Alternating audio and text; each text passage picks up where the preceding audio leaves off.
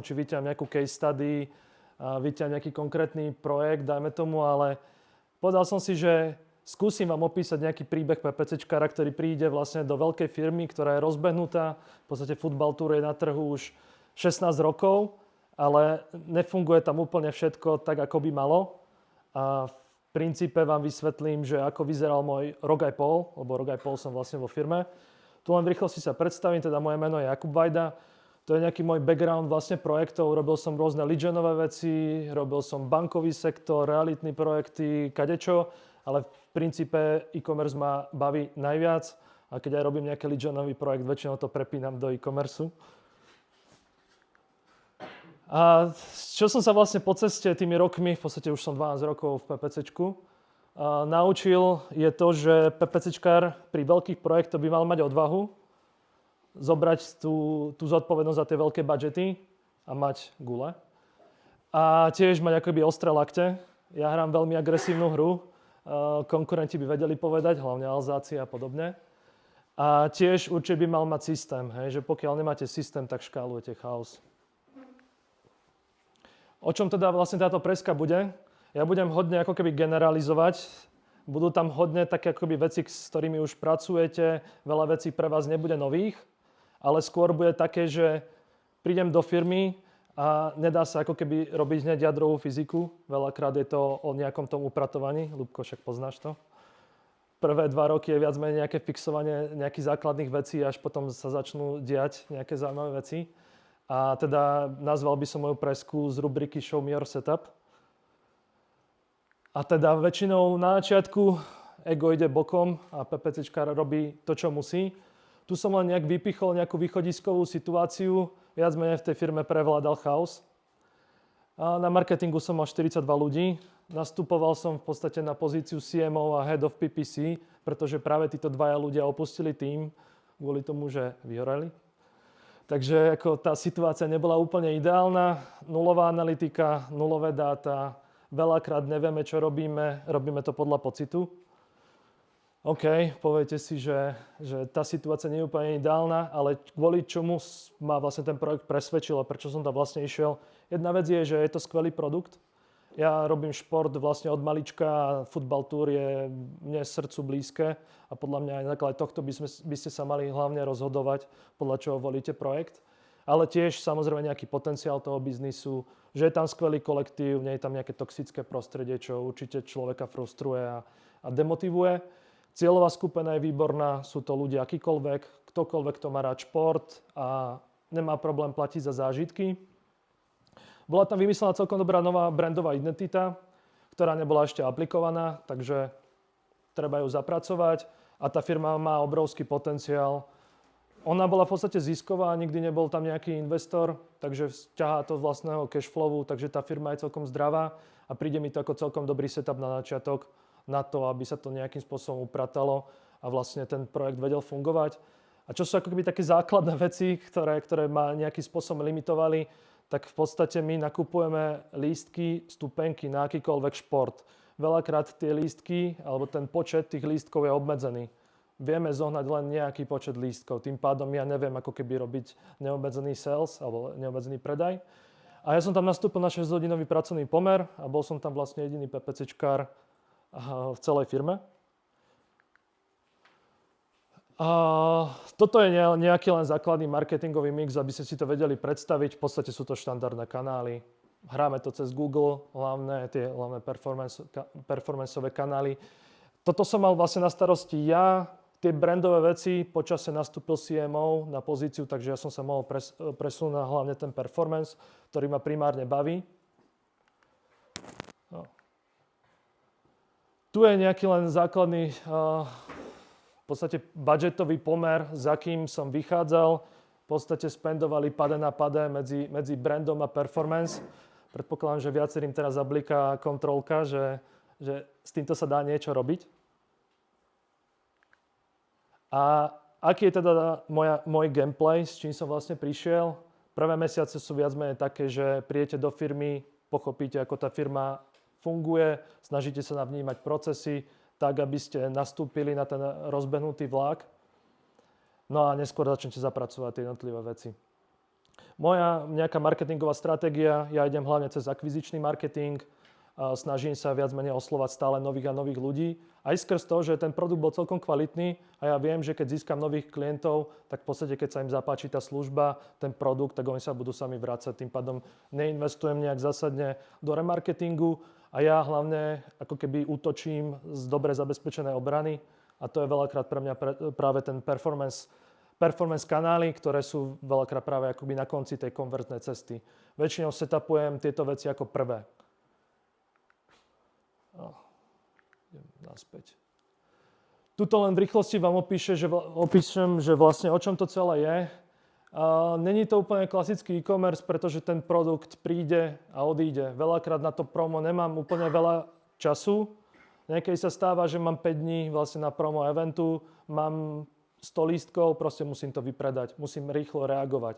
Preto vlastne tento projekt si pýta nejaký systém, aby ten systém bol agilný, aby vedel dynamicky rýchlo reagovať, aby ten tím vedel rýchlo reagovať, aby sme tvorili tie kampane rýchlo, spustili promo, vypredalo sa, vypnúť a ideme na ďalší produkt. Tých produktov je strašne veľa, pretože my predávame vlastne od futbalu cez basketbal, F1, proste akýkoľvek šport. Sumo, Le Mans, MotoGP, čokoľvek. Na čom bol vlastne celé takto ešte. Každý šport má nejakú sezonalitu. Že Liga majstrov je v nejaké obdobie, olympiáda, do toho nejaké MSK, do toho vám chytí Slavkovský formu, zrazu Montreal je super, príde Lamine Yamal do Barcelony, vytvorí sa hype na Barcelonu, ideme to predávať vo veľkom, nakúpime veľa lístkov, treba chlapci rýchlo reagovať, treba to predávať, lebo sme to nakúpili. Preto vlastne odpoveď na takýto ako keby systém je mať nejaké long-termové kampane, ktoré vám pravidelne nosia nejaké tie lídy. Zabudol som povedať, že toto je lead-genový formát. Počítame čisto len formuláre, vyplnenie formuláru zatiaľ. A veľkú časť ako keby predaja tvoria aj tak tie krátkodobé kampane. Tu som si dovolil povedať takú metaforu, že na začiatok je potrebné si vybudovať loď, ideálne čo najväčšiu, aby ste zvládli také tie vlny, tie nárazy do toho celého. Tie vlny, myslím práve tie veci, že tie krátkodobé veci. A určite sa ho naučiť kormidlovať, pretože pri veľkých firmách však viete, že keď máte veľa kampaní a tak ďalej, musíte to nejakým spôsobom uchopiť, tak aby ste docielili tie dané KPI. A raz nej bude spaceship. Ono má to nejakú svoju postupnosť, tie základy sú veľmi podstatné, vybudovať v tom nejaký systém. Keď vybudujete systém, tak sa dá potom celkom pekne škálovať.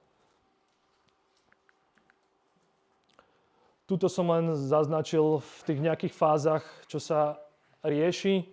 My sme momentálne stále ešte v budovaní tej lode. Aj za ten rok aj pol sa nedá úplne všetky problémy vyriešiť. Ja najprv riešim to, že snažím sa pochopiť, ako funguje ten chaos, ak vôbec funguje. Snažím sa upratať základné veci tak, aby som plnil KPI, ktoré predtým vlastne vôbec žiadne neboli. Takže tie KPI v podstate treba vytvoriť. Ak ten systém je hodne dynamický a vy vlastne dopredu neviete úplne predpovedať, že ako sa bude vyvíjať, tak je veľmi ťažké definovať KPI na dáta, ktoré vlastne nemáte. Takže ako tá situácia bola v podstate ťažká, dostal som nejakým spôsobom tie základy pod kontrolu, nastavíte si nejaký ten setup, ktorý vám neskôr ešte ukážem. A pripravíte si vlastne nejakú pôdu na škálovanie, testovanie a tak ďalej. Celkom dôležitá fáza je akoby tá stredná, že naučte sa ju kormidlovať. Jedna vec, že keď vytvárate veľa nových vecí, rozbíja vám to viac menej ten celý systém, takže treba to robiť nejakým spôsobom postupne. Treba sa naučiť vlastne, ako tá loď pláva, aké prichádzajú vlny, že či náhodou nás to neprekoprcne. Veľakrát sa možno stáva, že marketing predbieha práve ten predaj. Predaj nevie povedať, že marketing predbieha, tým pádom vlastne pálite peniaze. Je to shit. No a spaceship to je možno, že taká tá late game, kam by sme sa radi dostali. Že keď som prišiel vlastne do Football Tour, tak sme hrali nejakú okresnú ligu. Bolo by fajn sa dostať aspoň nejakú slovenskú extraligu. Jim Beam sa dá povedať, že hrá už Ligu majstrov. To je podľa mňa ten spaceship, kam by sme sa raz chceli dostať, ale nedá sa to proste preskakovať. Tu len v rýchlosti, že čo je low hanging fruit. Hore môžete vidieť nejakú starú štruktúru Google Ads. Treba si to nejakým spôsobom nakresliť, aby ste to mali zvizualizované, z toho sa potom spravia nejaké tie checklisty.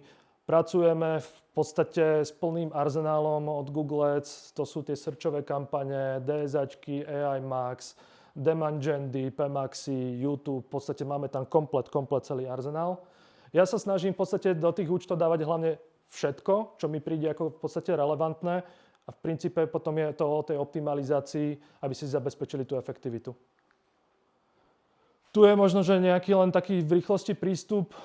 Na začiatku si budujem v podstate SEO analýzu s kategorizáciou, so sezonalitou. V podstate podľa mňa to je také ako bare minimum. To sa snažím samozrejme potom pušovať do AI-ka, aby som získal nejaké akoby long taily. Jedna vec, že SEO analýza vám ukáže veci, ktoré sa vyhľadávajú. AI-ko vám ukáže veľmi podobné kľúčové slova, long taily, ktoré sa možno nevyhľadávajú. Veľakrát SEO analýza povie, že tieto kľúčové slova sa nevyhľadávajú, to neznamená, že sa nebudú vyhľadávať v budúcnosti.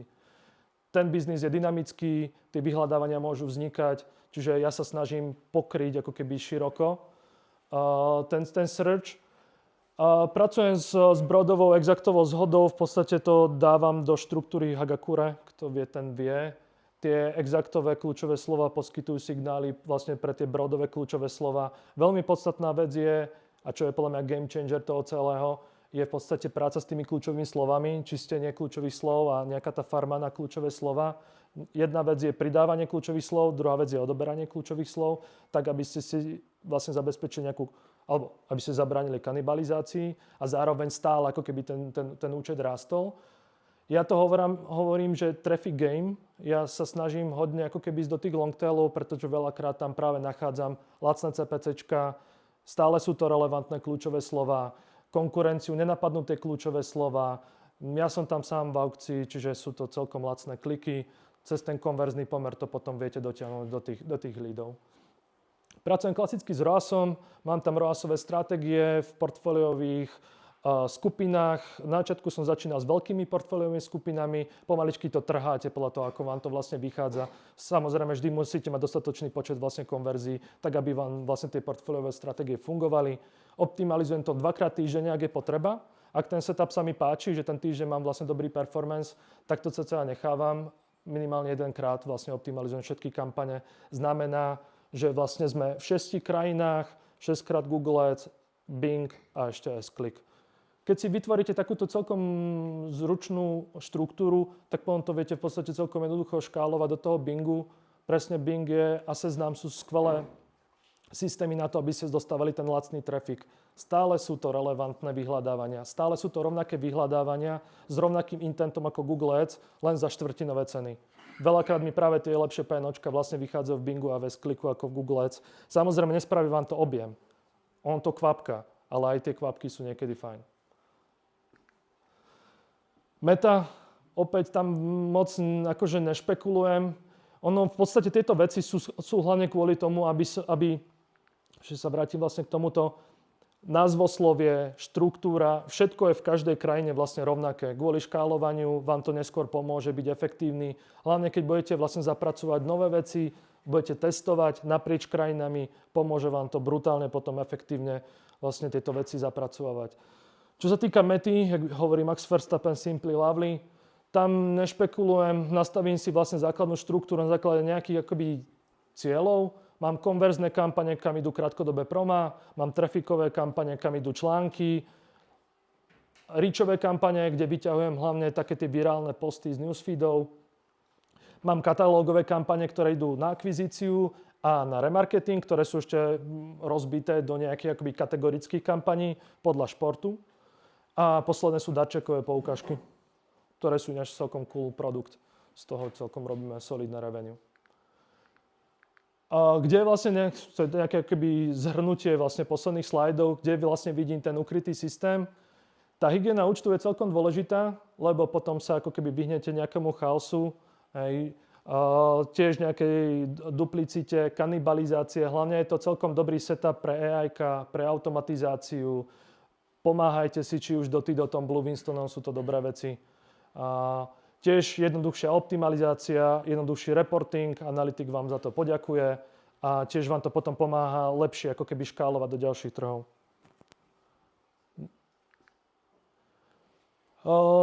Tuto v podstate, toto sú nejaké akoby zdroje, skade získavam ja content, hlavne pre Metu. Sú to predajné produktový content, ktorý si vlastne robíme in-house, je to user-generated content. Tiež používam virálne posty z newsfeedu, ktoré vlastne recyklujem do PPC kampaní. Je to content, ktorý napríklad dostávam od ľudí z eventov. My máme rôznych delegátov, ktorí vlastne chodia na tie zájazdy. Oni vlastne nám robia tie videá, či je to behind the scenes, či je to vlastne nejaká atmosféra z toho zápasu. Veľa fotiek, veľa videí, z toho potom viete robiť strašne veľa kontentu, takže to je ako keby taká zberňa kontentu v podstate for free. Hodne dobre mi fungujú veci ako content od influencerov a od partnerov. V podstate na každý trh, pre každý šport máme nejakú zmesku vlastne influencerov a partnerov. Máme s nimi dohodnuté rôzne tie dealy, pripravujú nám reelska, reshareujú, ale v podstate tie reelska sú celkom akože kľúčové pre mňa. Mám to hodne otestované, že práve tieto veci sú natívne, je tam nejaký ten social proof a fungujú veľakrát lepšie ako práve také tie klasicky vygenerované vlastne produktové ads. Tuto len, aby ste si mohli vlastne predstaviť fakt, že ako keby ten typ tých contentov máme strašne veľa. Snažíme sa hlavne ako keby udržiavať tú brandovú identitu. Tu som si dovolil vypichnúť takú tú klasickú pastierovku, rozpoznateľnosť, zapamätateľnosť a dôvera. Ale na čom to celé v podstate budujeme je humor. Snažíme sa ako keby budovať vzťah vlastne s tými zákazníkmi. Keď si kúknete vlastne na naše Instagramy, tak v podstate hodne je to o tých memečkách. Snažíme sa dávať ako keby nejaký biznisový insight. Nehovoríme o tom, že hral Manchester United a prehral 3-0, ale hovoríme o tom, že Bruno Fernandes nemal úplne najlepšiu formu a snažíme sa to humornou stránkou vlastne nejakým spôsobom povedať. Zapájame známe osobnosti, známe tváre, čo nám buduje social proof. To nám potom samozrejme buduje aj lepšiu interakciu s tými danými vecami. Keď si toto postupne budujeme, tak vlastne to zdvíha aj ten performance. Máme obrovské množstvo kontentu naprieč všetkými 6 krajinami, takže keď sa vyrobí niečo pre jednu krajinu, tak automaticky to vlastne vieme preklopiť aj na ostatné krajiny. Nerobíme žiadne AI veci, všetko toto je vlastne vyrobené človekom. Čo je ešte dobrá vec, tak vlastne nejaký akoby reakčný obsah. Toto podľa mňa vo svete celkom funguje.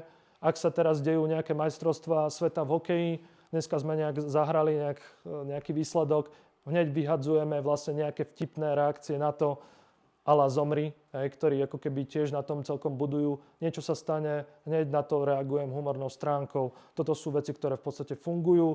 Veľakrát sa to otáčame aj do performance, ako keby časti, že spravíme memečko, hneď na druhom slajde je nejaké call to action, football tour, klikajte, objednávajte, poďte na MS-ko s nami. Ja to potom samozrejme boostujem, dá sa to boostovať na konverziu a funguje to skvelé. Takže v podstate ešte to nevyzerá tak, že by sme teraz chceli vytvárať nejaké AI-kové veci. Samozrejme, pomáhame si hodne. Keď sa napríklad niečo pripraví, napríklad ako táto Liga majstrov, Liverpool proti PSG, tak vytvorí sa vlastne základný template, ktorý vlastne vytvárame v Canve. Canva má skvelú funkciu, on to vie vlastne preložiť do všetkých krajín. Kopičkár to vlastne len čekne, či to vlastne sedí a tým pádom vlastne zabijete celkom alebo ste veľmi rýchlo a efektívni, tak by som to povedal. Čo som ešte vlastne vypichol, máme celkom starý web, ten ani nekúkajte, už je vo výrobe nový. Takto vlastne bude vyzerať, čo je vlastne podstatné, aby tá brandová identita vlastne sedela s tým contentom, aby tam boli použité vlastne rovnaké brandové prvky, keď sa niekto preklikne, aby vlastne tomu rozumel. A čo je vlastne ešte celkom dosť podstatné, čo sme si potrebovali upratať, čo bola hlavná priorita, je to, že nám chodí z mobilu celkom vysoký trafik a keď si teraz otvoríte vlastne našu stránku na mobile, tak to není úplne najlepšie a veľakrát sú to práve tie bottlenecky vlastne pre PPCčkara, takže sa snažím ako keby ísť za hranicu toho PPCčka, riešiť webové veci, riešiť CRM-ko, riešiť salesové veci a tak ďalej. Toto je aktuálny setup, my máme nejaký len nezáväzný formulár, že vyplníte a počítali sme, že jeden vyplnený, druhý vyplnený, tretí vyplnený, to nie je úplne ideálne. Optimalizovať kampaň na CPAčku. Momentálne to preklápame do e-commerceového režimu, že prídete, vyklikáte si tribúnku, dodáte tam ešte nejaké atrakcie k tomu, zaplatíte rovno kartou, vybavené. Sales je o to menej nejakým spôsobom kapacitne obsaďovaný, zvyšuje sa konverzný pomer. Je to celkovo lepšie. Konečne tento krok sme spravili. Kde je vlastne ukrytý systém? Toto je hlavne k tej brandovej identite. Ten jednotný vizuálny jazyk vám pomáha tak, aby vlastne ten zákazník vás vedel rozpoznať či na Instagrame, či v PPCčkách, či v remarketingu, ale na webe a tak ďalej. Takže tiež vlastne rýchlejšia tvorba kontentu, my nešpekulujeme, na všetko máme template, ktorý potom jednoducho škálujeme na ostatné trhy.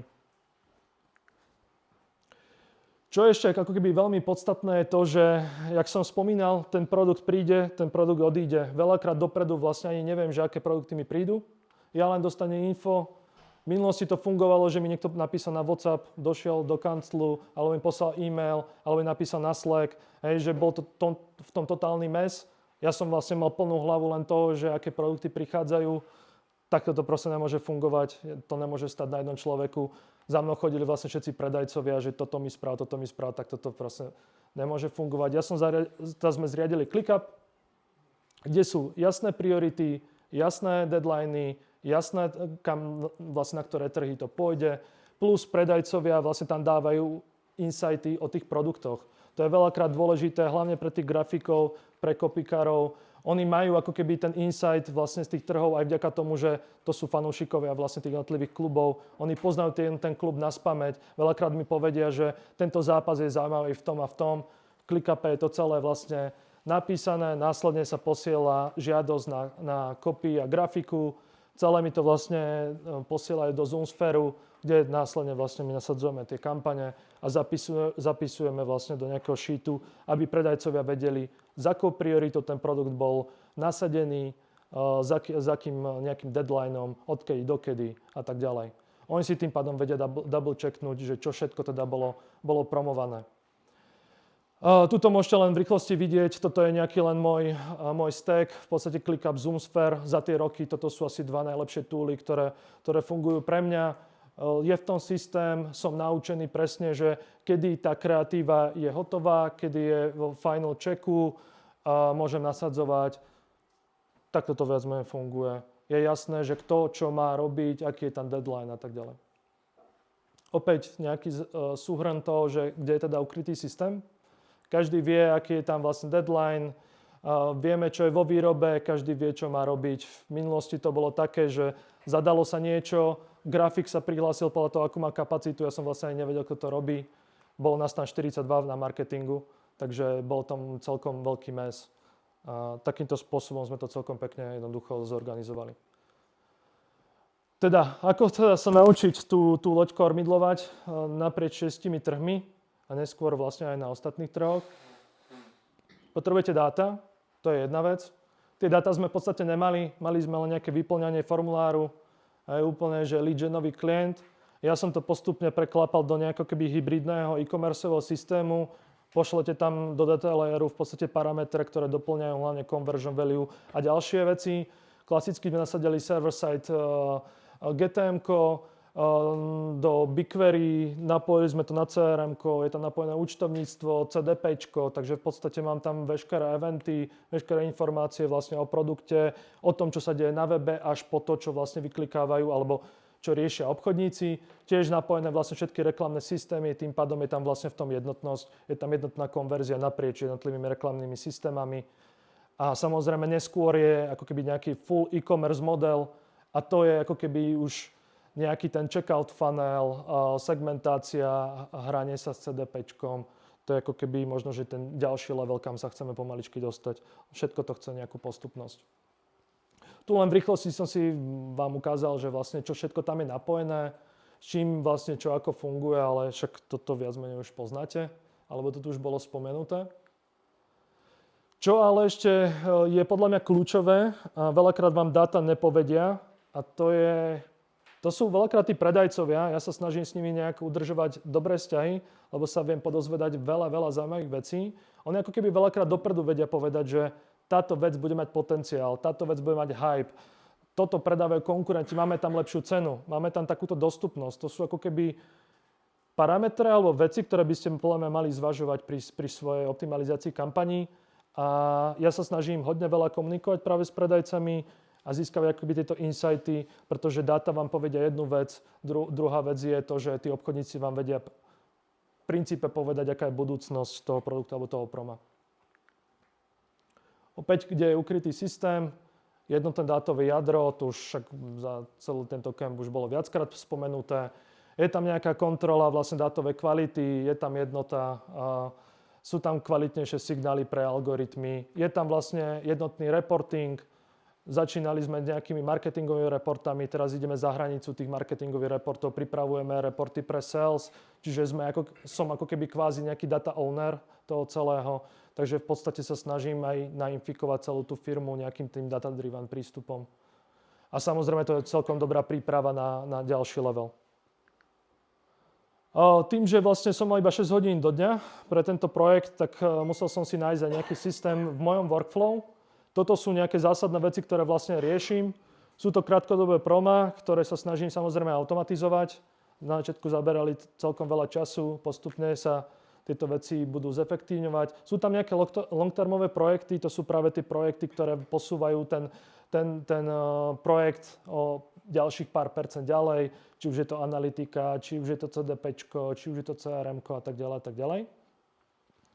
Hygiena účtu, to sú také tie pravidelné veci, podľa mňa v tom je celý magic, hej, že jedna vec je, že nastavíte si nejakú základnú štruktúru, čo už je podľa mňa domáca úloha každého PPCčkara, to je také akoby bare minimum, ale ten magic je v podstate v tom, že akým spôsobom potom to optimalizujete, a to čistenie kľúčových slov, AB testing, update kreatív, to je ako keby neustála práca vlastne toho PPCčkara, ktorú si proste musí robiť, a to sú tie veci, ktoré posúvajú akoby tie účty ešte ďalej. Samozrejme optimalizácia účtov, či už menenie nejakých tých budžetov a ROAS stratégií a tiež komunikácia vlastne s marketingovým tímom a tiež s predajom. Čo je vlastne ten upgrade na Spaceship, kam by sme sa vlastne chceli dostať? Keď už máme zmaknuté tie základy, dáme tomu, že ten systém funguje, aj keď možno nie je úplne dokonalý a na konci zistíme, že tam je ešte veľa múch, ale aspoň ako keby ste si vybudovali nejaký ten, dajme tomu, že časový komfort, hej, že tými kvalitnými základmi, keď dobre vybudujete ten performance marketing, začnete plniť KPI, tá firma začne rásť a nejakým spôsobom získate ten čas, lebo ten marketing vlastne predbieha ten predaj. Ja v podstate viem vypeckovať tak marketing, že predaj nebude stíhať.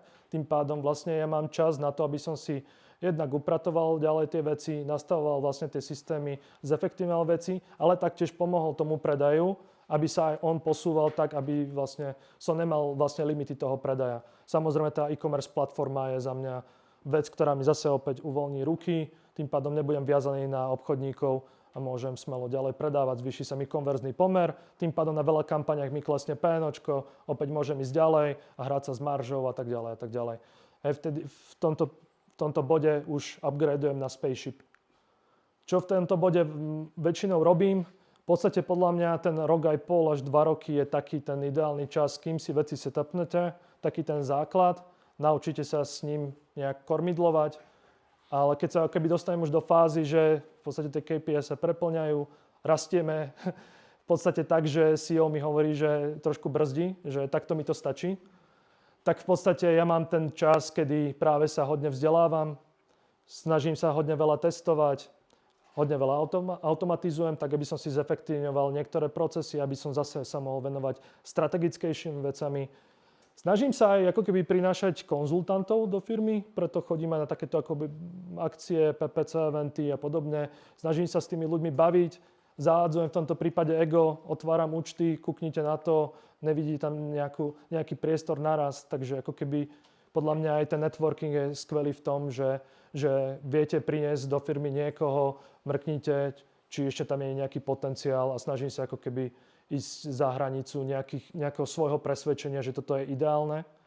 A tiež rozširujem záber tým, že pomáham ostatným tímom vlastne progresovať, či aplikovať AI-ko, zefektívňovať veci, alebo im robiť nejaké dashboardy, tak aby oni potom vedeli vlastne efektívnejšie pracovať. To je ten Spaceship, to je ten late game, kam sa chce vlastne každý dostať. To je vlastne možno pár firiem tu na Slovensku. Predtým si treba vlastne odmakať tie ťažké roky. Treba si to vylopatovať. Verím, že sa všetci sem dostaneme. A to je podľa mňa tá krásna práca, kedy to PPCčkar začína baviť. Lebo do tohto momentu to bola vlastne len nejaká tá domáca úloha, ktorú si každý musí splniť. A tuto začína reálna to PPC práca za mňa. Ďakujem.